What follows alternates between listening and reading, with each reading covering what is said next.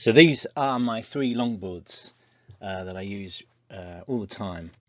So I've got the Land Yachts Switchblade, I've got a loaded Dervish, and I've got a loaded Bangra. And they're three really beautifully made boards, and they're really quite different, all three of them. So they have different properties. The loaded Dervish was the first board I brought, and it's incredibly stable, beautiful, suitable for going down mountains if you're into that.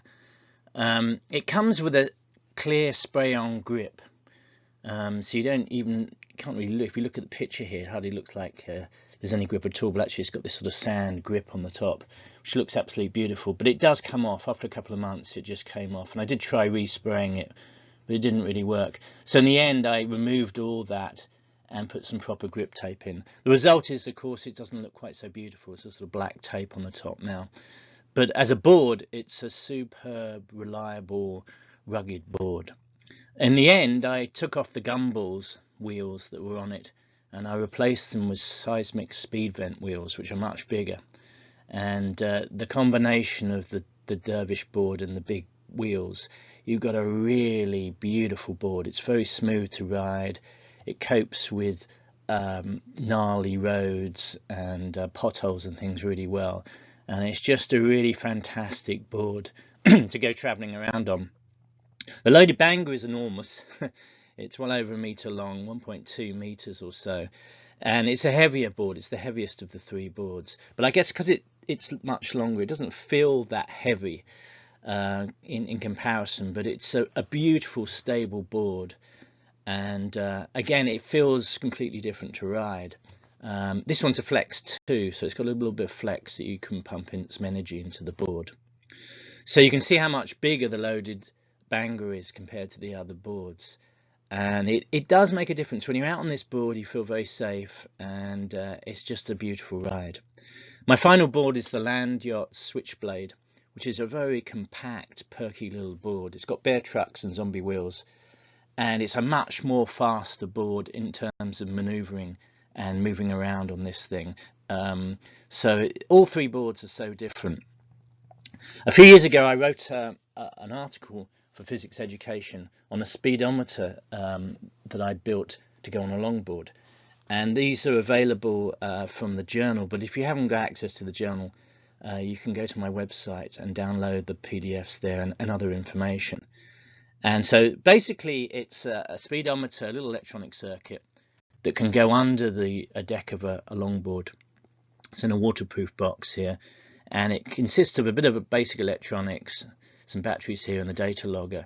And you can see this wire going off to the wheels where there's a sensor.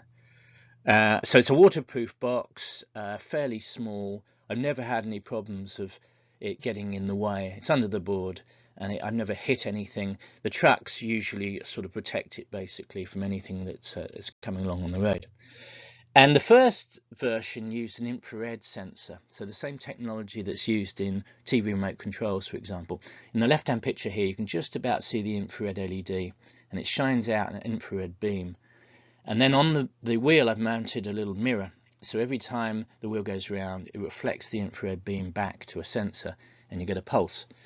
But I soon moved over to a magnetic sensor system. So on the right-hand picture here, you can see that just about see the little black sensor, magnetic Hall effect sensor, and I just drilled into the wheel and fixed the little magnet onto the back of the wheel. And drilling the wheels is okay. It doesn't seem to split the wheels, and that's been used for years and years and years without any problems. Both these I've written up on my website. And then a little bit later, I wrote up an article on how you can analyze that data coming back from the, when you're out and about. It data logs all the information. And from that, you can work out your top speed.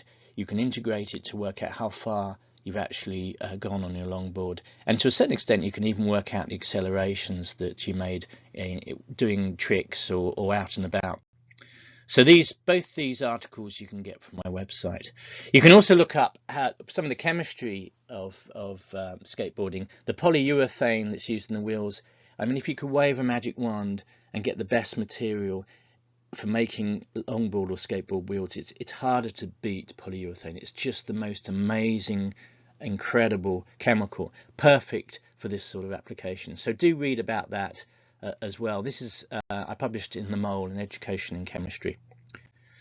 So in the first year of getting my longboard, I went over 600 miles, I think, and used it all over the place. I absolutely loved it. I even had a wonderful job down in New Zealand, so went all the way down to the other side of the world to give a conference talk and to do workshops with teachers. And I took the longboard, and then I had 10 days traveling around the South Island of New Zealand, using the longboard basically like a bike, just hopping on and off and going and traveling around, and it was really absolutely amazing. So I don't actually own any cars, but in some ways the longboards are my vehicles. In some ways the Dervish is like a Jeep or a Land Rover. It's completely dependable, rugged little longboard. The Bangra is like my Rolls Royce basically, and the Land Yacht's Switchblade is so perky and so quick. It's effectively equivalent to my Porsche. So these are my three vehicles. Do check out my website. If you put creative science in Google, it will take me to my website, and you can go to the skate page and see the latest updates and all the information on the speedometers and the articles I've written. Thanks very much for watching.